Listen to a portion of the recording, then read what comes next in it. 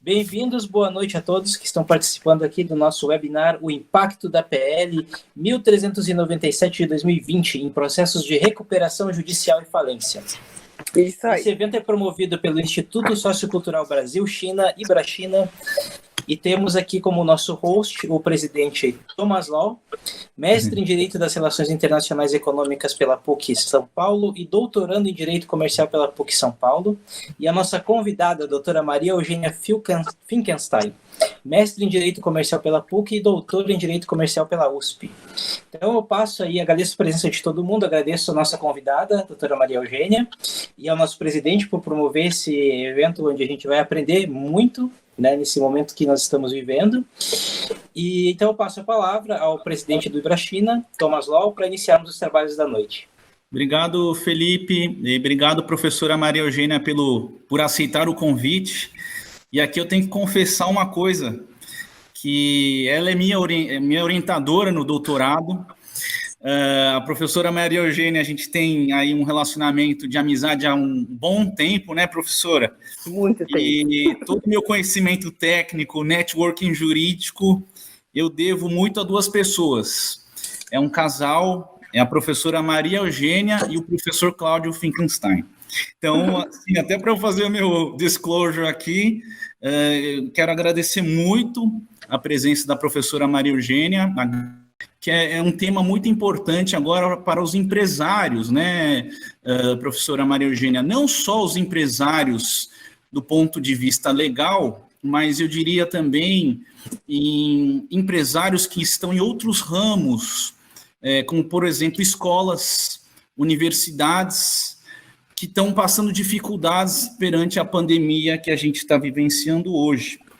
Então, a gente sabe que no comércio atual, essa pandemia tem afetado grandes empresas, médias e pequenas empresas, professora. E o nosso legislativo tem trabalhado aí para tentar ajudar a recuperar alguma coisa, e a gente viu que tem uma PL, no estudo que fizemos, a 1397, e a pergunta que a gente quer iniciar é se essa PL 1397, se ela é necessária, professora, se essa legislação existente, o que já existe no nosso dia a dia, não daria conta da insolvência? Então, em primeiro lugar, eu gostaria muito de agradecer o convite do presidente do Ibrachina, Thomas Lau. Thomas Lau é uma pessoa extremamente querida para mim, ele foi meu aluno na graduação, foi meu aluno na especialização da GV, depois ele foi orientando de mestrado, agora de doutorado, então assim, é uma pessoa que eu acompanho a vida inteira, então eu tenho muita... Quando ele me convidou, eu falei assim, mas Thomas, vamos falar de outra coisa, essa assunto está tão triste. Ele falou, não, é importante. Eu falei, tá bom, Thomas, vamos falar disso. Assim, então, queria agradecer muito o Ibrachina, eu acompanhei toda a criação do Ibrachina desde o começo, assim, uma honra, tem feito medidas impressionantemente importantes, tá? Além da aproximação do Brasil com a China, mas também muitas medidas de auxiliar comunidades carentes. Acho que é um momento muito importante de destacar essas iniciativas. E sempre eu queria agradecer a organização do Felipe. O Felipe sempre super competente, super simpático, ele está sempre dando um jeito aqui nas organizações de todos os eventos do Ibrachina. Felipe, super obrigada, tá? Bom, antes de começar a responder exatamente a sua pergunta, Thomas, acho que vale a pena a gente dar uma pensada na situação que a gente está passando em dados, tá? Eu trouxe alguns dados muito marcantes, muito importantes para a gente entender por que esse PL, ele é, sim, importante, já antecipando aí a sua pergunta. O que acontece? Desde a pandemia, a gente tem que ver que o mundo já não estava indo bem. Ele estava aqui se recuperando das crises de 2008, do repique da crise de 2014. A gente tem uma previsão aí que os PIBs de 19 países europeus devem cair cerca de 4%, do Brasil cerca de 5%. Só para vocês terem uma noção em número, a indústria brasileira, ela atingiu o nível de ociosidade de 2001. É como se a gente voltasse 19 anos para trás. Além do mais, o que a gente tem? As projeções da capacidade produtiva da economia brasileira são que o Brasil deve ter uma queda superior à média internacional. É bem possível que a queda do nosso PIB fique em torno de 8%, uma calamidade. Vocês lembram que foi o governo Dilma e todo aquele estresse que a gente passou quando o PIB estava recuando 1%, imagina que são 8% em um ano só. Déficit fiscal só de São Paulo, tá? Não estou falando... São Paulo é relevante, claro, é a maior economia do país, mas assim, o déficit fiscal de São Paulo com a pandemia deve superar os 11 bilhões de reais. Nossa. Então, assim, os números são tão catastróficos que a gente vê como que ele tem se refletido do ponto de vista, assim, vamos pegar alguns dados ainda numéricos. Os restaurantes, quando eles abriram na semana passada, eu estava até conversando aqui com o Thomas, ele até já foi em restaurante e está vazio, está com recuo, todos os garçons de máscara, mas vejam, o faturamento dos restaurantes caiu em 85%. 85%, nossa, muito, né? O né? faturamento das empresas do Brás, das tecelagens, confecções do Brás, chegou a cair 92%. O movimento de táxis e empresas de economia compartilhada, como Uber, Cabify, caíram cerca de 95%. É uma crise sem precedentes, tá? Assim, então vamos pensar agora do ponto de vista de recuperação judicial, já entrando um pouquinho mais aqui nos nossos números. No primeiro semestre, o número de 2020, o número de pedidos de falência subiu 34,2% e o número de pedidos de recuperação judicial subiu 32,8%. Mas esse não é o dado impressionante. Se a gente comparar junho de 2020 com maio de 2020, ou seja, estou falando do mês passado, a gente tem que os pedidos de falência subiram 28,9%, mas os pedidos de recuperação judicial subiram 82,2%. As falências decretadas em junho, ante maio, subiram 93%, e as recuperações judiciais que foram deferidas subiram 103,3%, dobrou de maio para junho. São números tão impressionantes, mas tão impressionantes. E o que é a justiça? E daí, pegando aqui o gancho do que o Thomas falou para a gente, as pequenas empresas, as pequenas e microempresas, foram responsáveis por 93,4% de todos os pedidos de falência do primeiro semestre de 2020 e 94,2% dos pedidos de recuperação judicial. Nossa. Ou seja, o que a gente tem são as pequenas empresas, pequenas e médias empresas sumindo, e as grandes empresas que tinham mais fôlego para aguentar essa crise toda, elas vão sair com domínio de mercado absurdo. Então, assim, a gente tem uma situação muito, muito negra. Daí você me pergunta, esse projeto de lei é necessário? Olha só, gente, se a gente pegar o impacto que esse monte de pedido de recuperação de falência que eu falei para vocês teve, a gente tem que só em São Paulo, a gente tem 3 mil novos processos de recuperação judicial. A gente tem que o número de processos de recuperação judicial e falência, só processos, que aumenta a capacidade judiciária em quase 40%.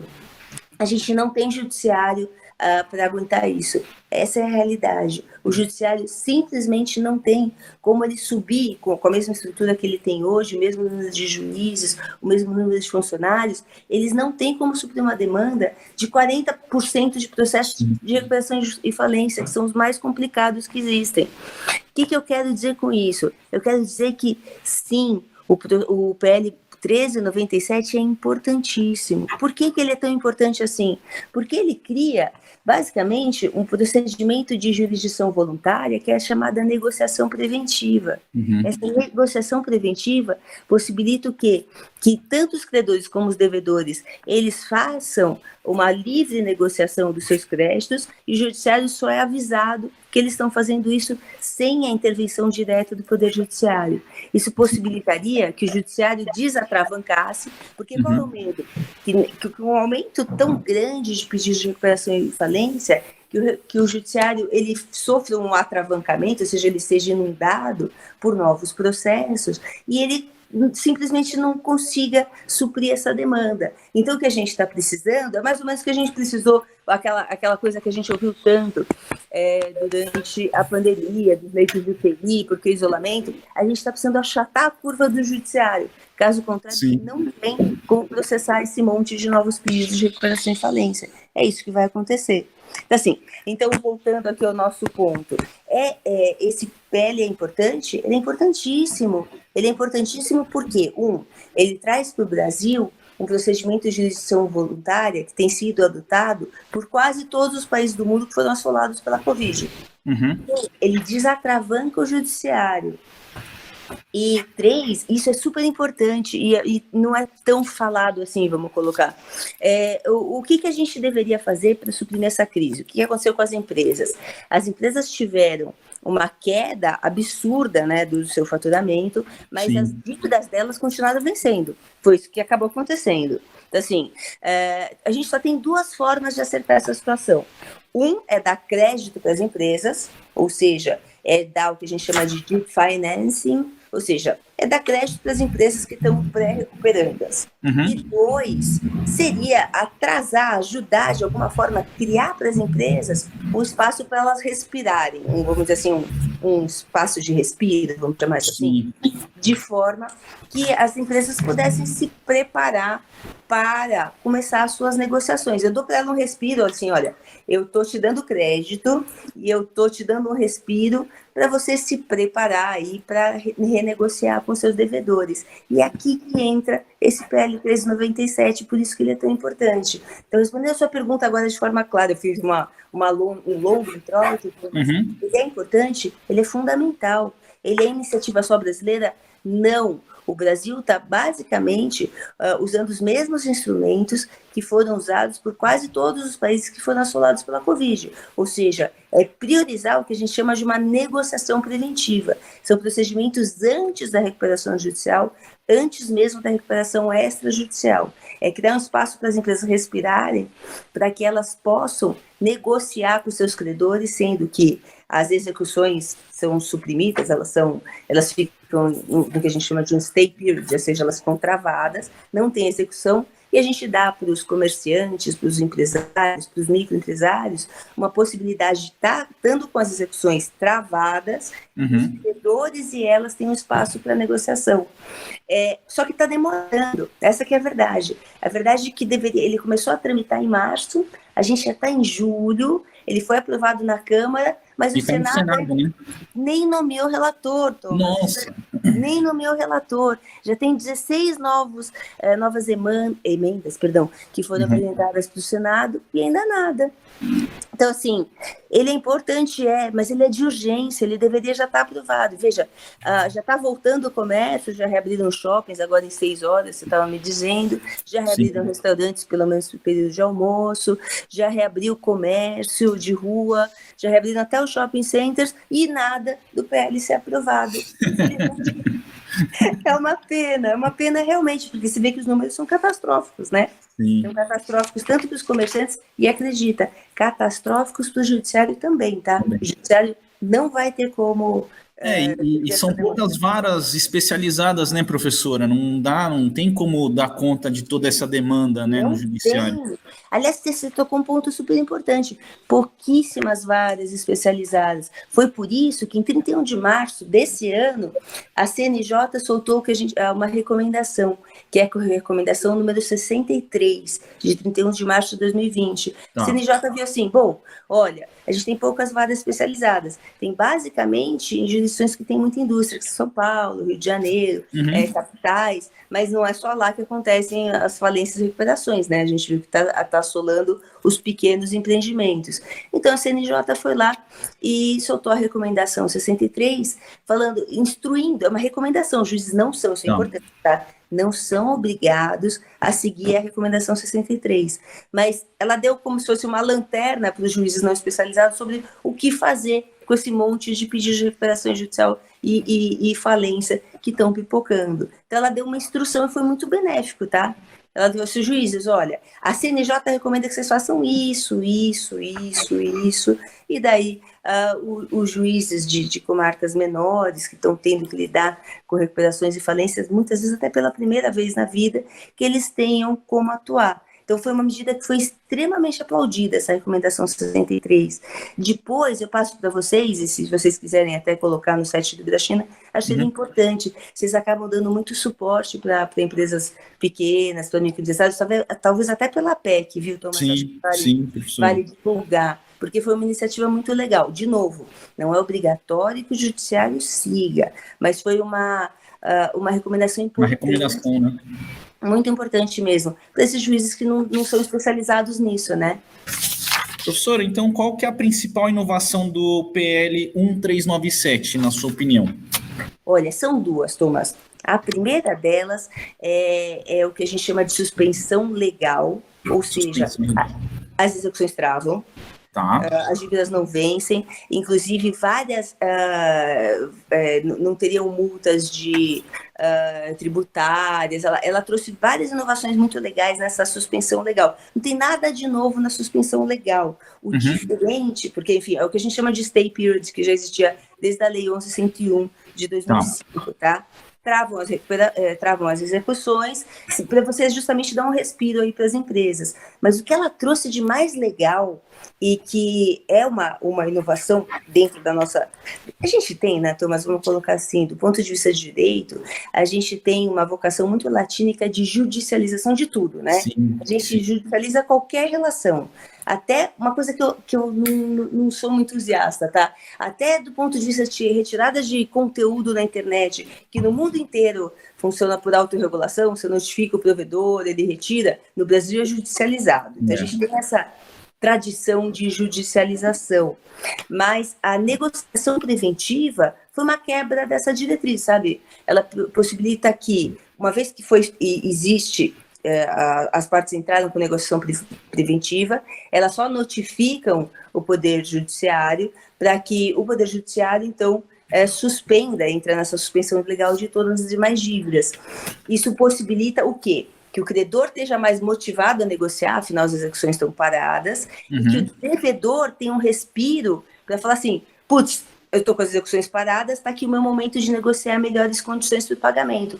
Isso é para aqueles empreendedores que não querem largar o negócio, eles querem, de qualquer jeito, continuar, manter. Sim. Então, é emergencial e temporário, tá?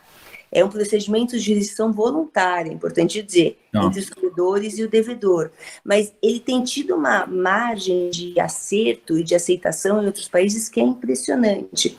O mais interessante, eu queria contar essa historinha para vocês, se eu falar demais, você fica super... Não, tranquilo, temos de me cortar, bastante tempo ainda. Mas acho que uma das coisas mais interessantes disso tudo, dessa negociação preventiva, é que no Brasil ela se instaurou, vamos dizer, se instaurou, acho que não é assim, mas ela foi motivada por uma recuperação judicial imensa que a gente tem no Brasil, que é da Oi. Imensa, eram mais de 70 mil credores que a gente tinha na Oi.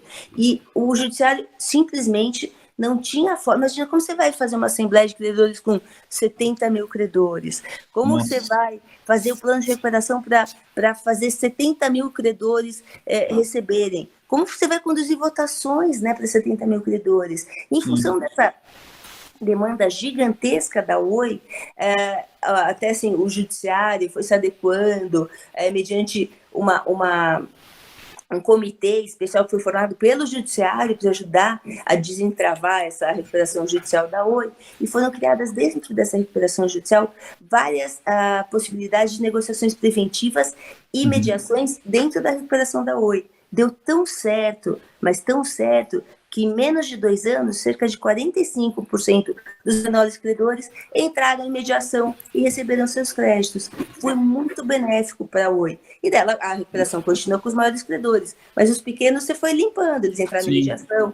Esse foi o leading case, né, professora? Foi um leading case, né, no judiciário.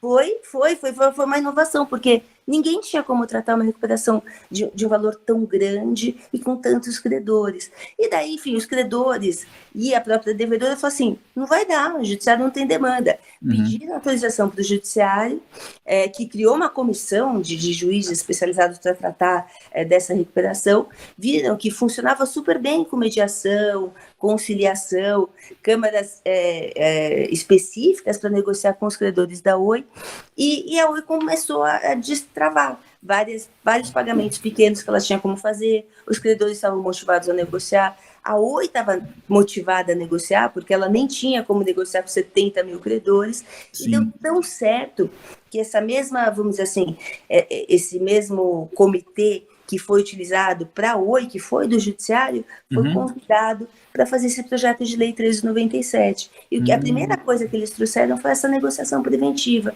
que foi utilizada pela Oi com muito acerto. E daí eles foram assim, bom, não existia legislação para a Oi, foi uma medida que foi acordada pelos credores e devedores, daí eles trouxeram isso para o projeto de lei. O problema, como eu falei, é que esse projeto de lei está demorando assim, um pouquinho mais do que devia, vamos colocar assim.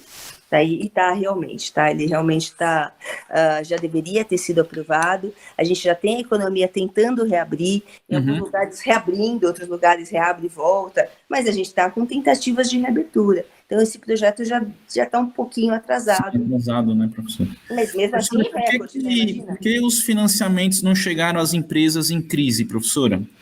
Chegaram, Thomas, e seria a primeira forma de ajudar essas empresas. A melhor forma de ajudar essas empresas seria fazer o financiamento chegar para elas. Não funcionou pelo seguinte motivo. Veja, do tamanho da crise que a gente viveu, ela se embarcou não só os negócios formais, como os negócios informais. Ela acabou se embarcando também, Thomas, não só empresários, também atividades não empresárias. Depois, até queria que a gente falasse especificamente quanto a essas atividades não empresárias, mas veja, quando a gente coloca que o poder, o sistema bancário, ele tem que dar financiamentos, ainda que seja como o financiamento que a gente tá tendo, tá? Ele é 70% financiado pelo poder público e 30% pelos bancos privados, mas ainda assim, os bancos privados, eles sofrem a regulamentação intensiva, você sabe disso, do Banco Central. Eles não podem dar empréstimo sem fazer uma análise de risco. E, gente, análise de risco na pandemia é um inferno, né? Tá todo mundo em risco. É verdade, tá todo mundo em risco. Não tem garantia para dar. Se comprovou que no Brasil, cerca de... quanto que era? Era um número tão absurdo, Thomas, era tipo 94% dos pequenos e médios negócios, eles só tinham 12 dias de fôlego, ou seja, só tinham caixa para 12 dias. E eles ficaram fechados por quase 120. Então, assim, como que os bancos iam fazer análise de risco e dar crédito para empresas nessa situação? Ele não tem como fazer isso e obedecendo a regulamentação do Banco Central. Simplesmente não tem. Mesmo com o governo bancando 70% dos empréstimos. E mais, né, dentro daquela situação que a gente viveu, o que a gente notou? Que o governo federal, ele foi muito célere em possibilitar que as pessoas recebessem aquele Corona Voucher de R$600. Ah, sim. Foi até muito célere, que deu margem a muitos erros. Você viu que 75% de militares ganharam o Corona Voucher. A gente teve vários estudantes abonados que não tinham emprego, mas que tinham quem os sustentassem, eram dependentes, né, fiscais de pais com condição, conseguiram o Corona Voucher. A urgência foi tão grande que a fiscalização falhou. Mas o governo foi muito célere em fazer o dinheiro chegar na mão dos informais. Mas ele foi muito devagar em fazer com que o dinheiro conseguisse chegar na mão dos formais, dos empresários, ainda que fossem pequenos empresários. Se estima que até a semana passada, só 10% dos créditos alcançaram a ponta final dos empresários. 10% é nada, né? Nada.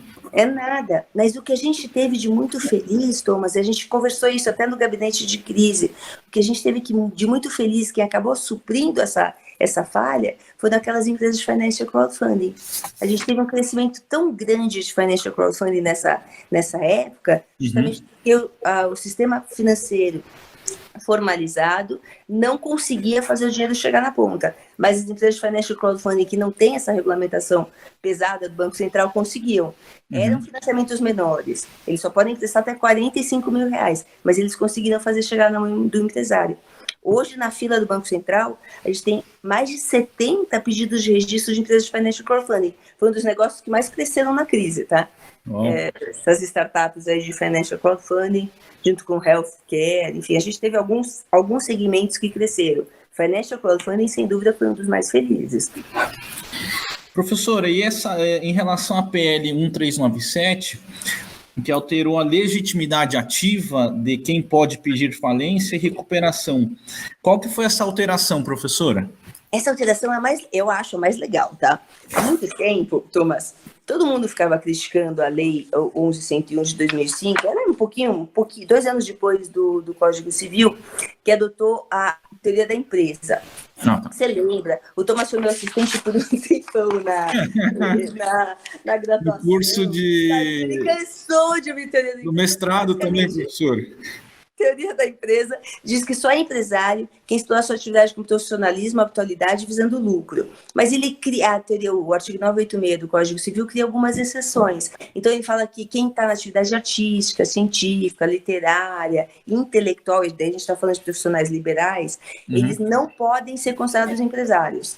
E o produtor rural, ele pode ser considerado ou não empresário, a depender se ele se declarar ou não empresário. Então, a gente tem essas 5 exceções aí importantes da teoria da empresa. Tá. O que acontece? A recuperação judicial e a falência são benefícios que a Lei 11.101 dá somente para empresários. Vale dizer, esse pessoal da atividade artística, literária, intelectual, científica e até os produtores rurais que não se declararam empresários estariam fora do guarda-chuva da recuperação judicial. Eles não teriam como em pedir recuperação judicial. Eles deveriam entrar num procedimento horroroso que chama insolvência civil de crédito, que ele nem trava as execuções. É um procedimento muito difícil mesmo, tá? E sem grandes vantagens, uma vez que ele não é concurso de credores e não trava execuções. E daí o que acontecia? Nessa crise toda, desnecessário dizer que não somente empresas, indústrias e comerciantes passaram pela crise, mas profissionais liberais. Meu dentista, tadinho, eu tenho tanto amigo dentista. Os dentistas passaram por situações, mesmo que eles eram profissão de risco, eles não podiam atender. E daí eles não estavam faturando. Advogados, vários escritórios, acho que vários escritórios, Thomas, você deve estar acompanhando, né? Estão até entregando ponto, resolveram, vamos continuar. Você viu o professor OAB? Pelo OAB, eles estavam dando um voucher de R$100 para o advogado. R$100. Isso. Né? Nossa, eu nem sabia disso. O OAB São Paulo estava dando R$100 como se fosse um voucher do coronavírus para o advogado. Porque, enfim, travou as atividades do advogado, mas ainda quem fazia... na verdade, teve 2 áreas que cresceram, né? Teve de inventário, é verdade, né? Cresceu a área de família e sucessões, cresceu muito o movimento. Com a separação, né? A separação as pessoas não têm como pagar. E a área de recuperação judicial foi nas áreas que cresceram. O resto, preventivo, contrato, parou. Então, assim, consultivo, difícil, né, professor? Médico, Thomas, médico não tá. Imagina, as pessoas estão com paura realmente de ir para o hospital. Então, assim, a gente tem médicos, o hospital, vários hospitais estão demitindo médicos e enfermeiros. Quem não está no Covid está fora. Então, assim, a atividade intelectual sofreu muito. E daí o que acontecia? A recuperação judicial só valia para quem era empresário. E daí veio há muito tempo essa era uma demanda, há muito tempo mesmo, tá? Essa era uma demanda de vários doutrinadores, de várias pessoas que estudavam falência, recuperações, então assim, por quê? Por que só dar esse benefício para empresários, uma vez que outras pessoas também estão na atividade econômica?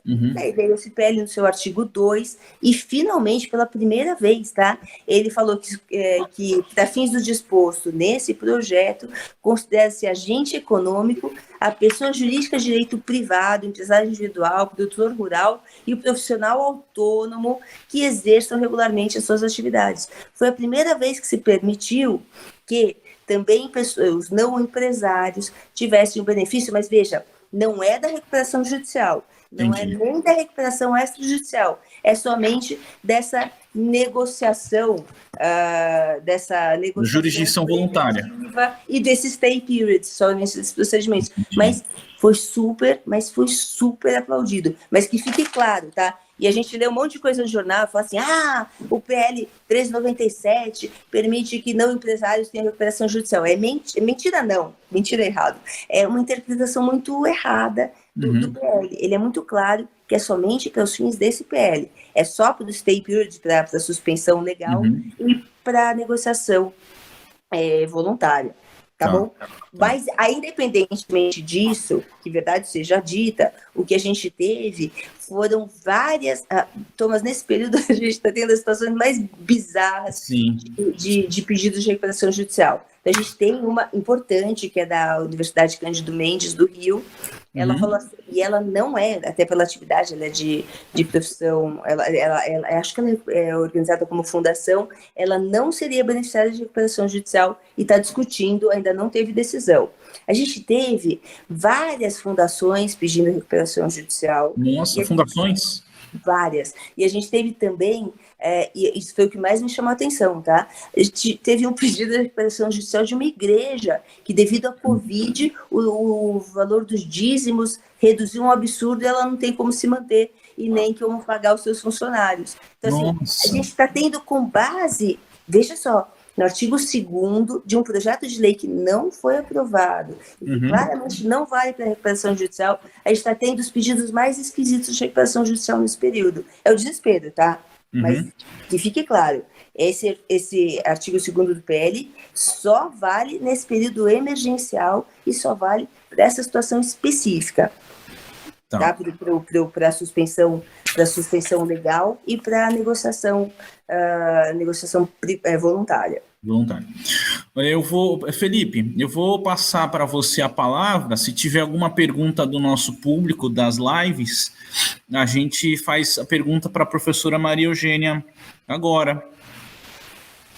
Perfeito, Thomas. A princípio, nenhuma pergunta. Estamos aqui com a participação das pessoas, está aberta a pergunta. Se alguém quiser fazer algum questionamento, pode colocar ali no nosso chat.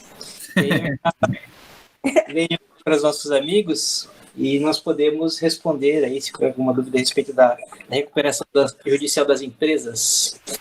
No processo judicial e falência pela PL 1390 de 2020, como a professora acabou de explicar, né, não se trata de uma recuperação judicial, correto? Não se trata, são procedimentos prévios. E, Felipe, acho que é legal deixar claro, tá?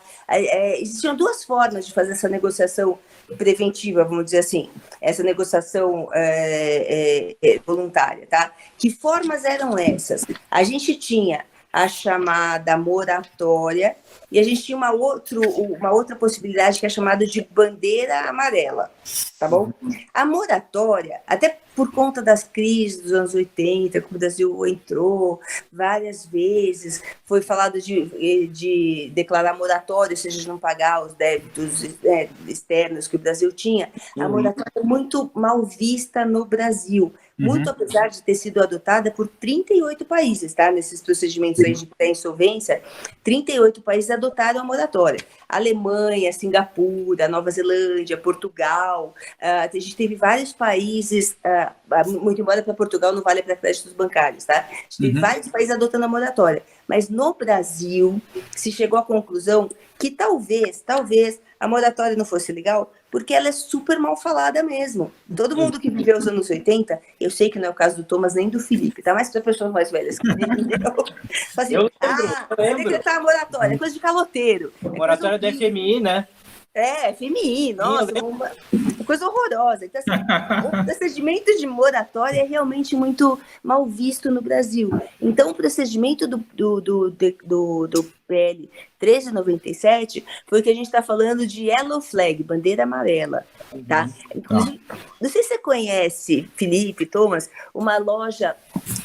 Eu adoro, tá? Dos Estados Unidos, que chama Sur La Table. Essa Sur La Table é de coisas de cozinha, panela, adoro.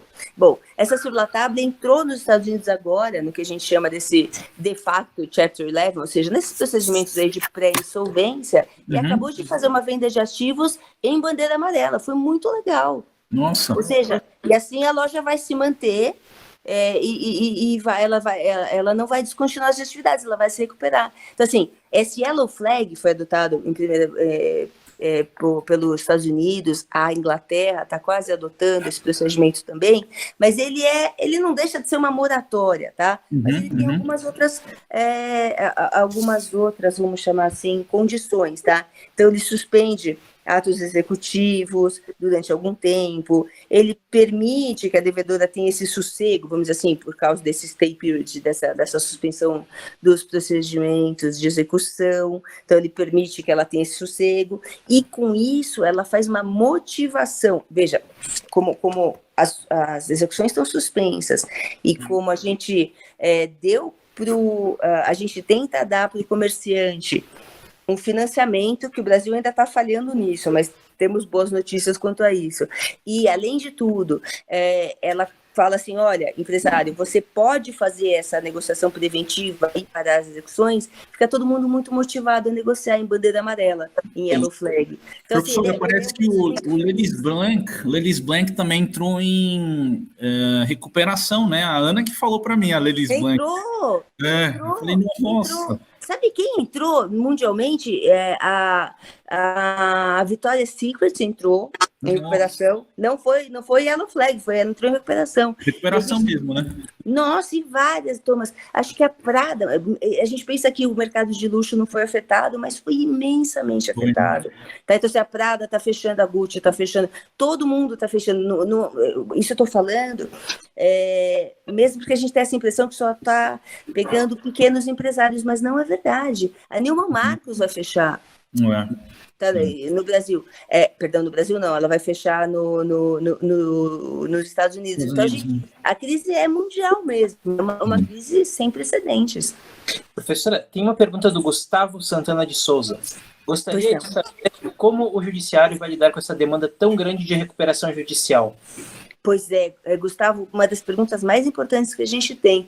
E a resposta para a sua pergunta é esse PL 1397, porque ele justamente, ao promover essa negociação voluntária, a ideia dele é desafogar o judiciário, é justamente achatar a curva, permitir que o judiciário, com a sua estrutura atual, ele vá lidando com a recuperação judicial, mas ele vai lidando ao longo do tempo. Então, você começa com esses procedimentos de negociação voluntária por yellow flag, e daí, na sequência, alguns vão dar certo, outros vão dar errado, mas daí você vai ter um número menor de recuperação judicial. Caso contrário, o aumento de demanda de 40%, que é o esperado, de processos complexos, tá? Não são processos. Falência e recuperação são processos demandantes, tá?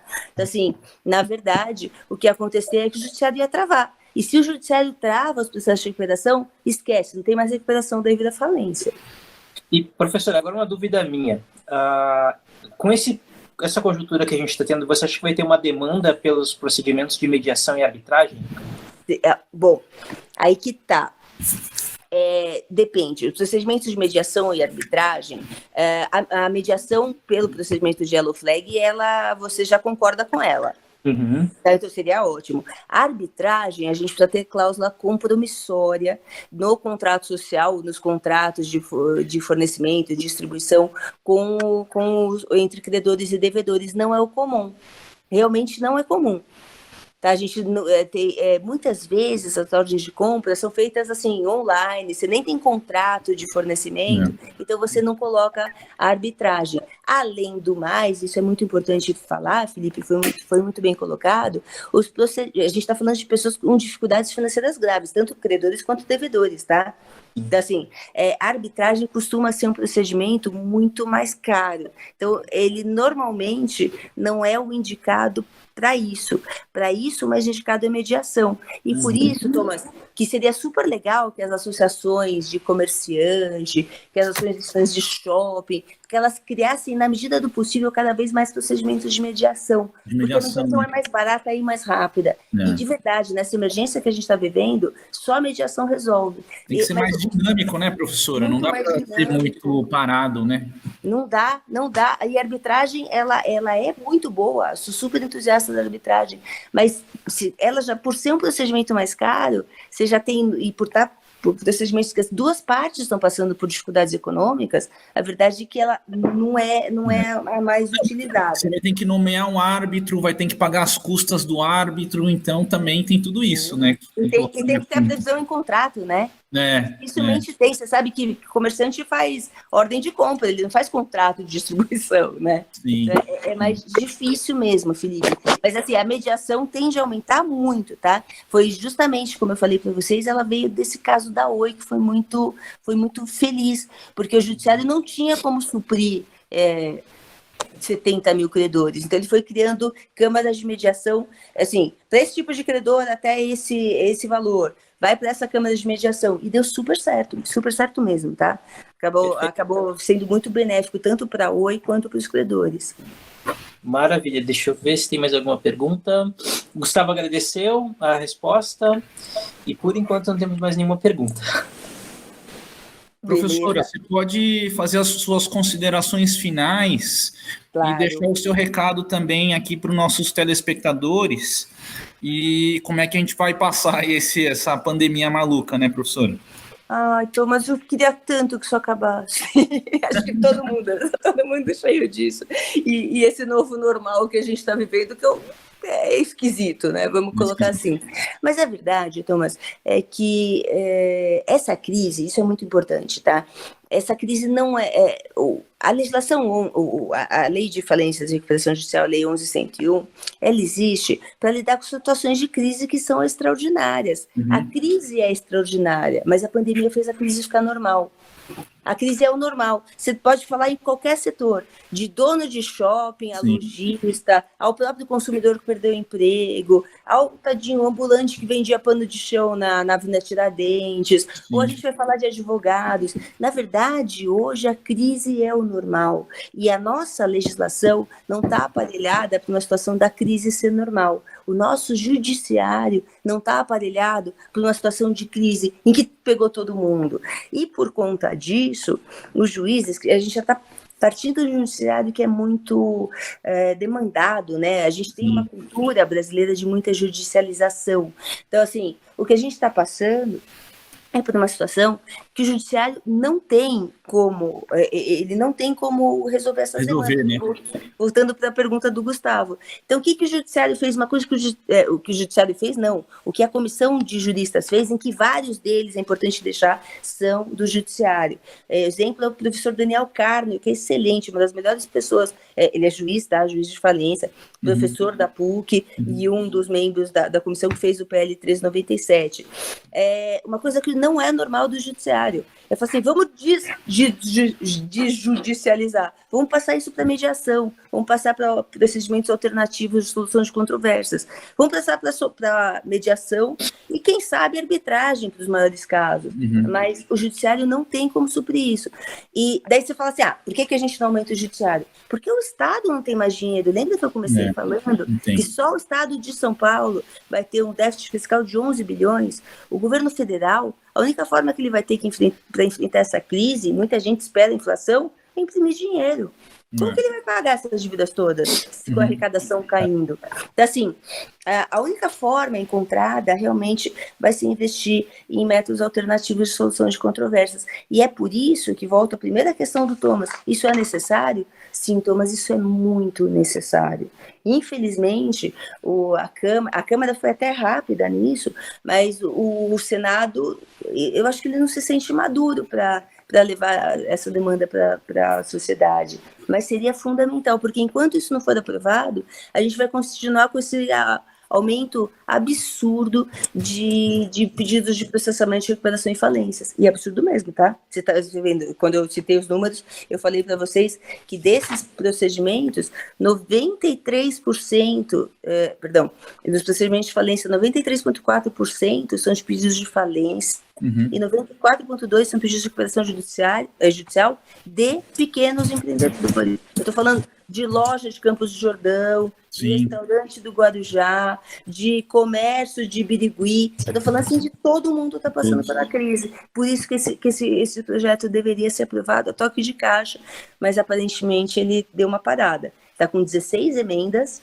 e, claro, é uma mudança de paradigmas muito forte, está com 16 emendas, mas até agora, pode ser, até hoje à tarde, quando eu pedi aqui para as minhas estagiárias checarem, a gente não tinha relator no Senado. Então, assim, ele ainda deve demorar pelo menos mais um mês. Mais um mês que a atividade vai voltar, né? Sim. Tomara que volte, todo mundo saia gastando muito, mas até pelo movimento que a gente está vendo de restaurante, o comércio demorou para embalar, não sei se vai ser o suficiente para salvar todo mundo da crise. Aparentemente não vai, não é o que você está esperando, você sabe disso. Quer falar, Felipe? Não, perfeito, tá tranquilo. Quero, então, agradecer a professora Maria Eugênia pela participação aqui na nossa live do IBRA-China. Esse conteúdo, professora, vai ficar disponível no canal do YouTube também, tem muita gente que assiste. Tá ótimo. E queria agradecer muito a sua participação. Imagina, eu queria agradecer o convite e a oportunidade de falar com vocês. É tão bom falar com outras pessoas. Então, é isso. Muito obrigado, professora, pela participação. Muito obrigado, Thomas, pela promoção do evento. E vamos encerrar aqui. Uma boa noite a todos. E boa parabéns noite. aí pela excelente palestra, né? Pela excelente troca que a gente teve aí essa noite, pelas perguntas que nos enviaram. Muito obrigado. Obrigada, Felipe. Obrigada, Thomas. Obrigado, tchau. tchau. Tchau.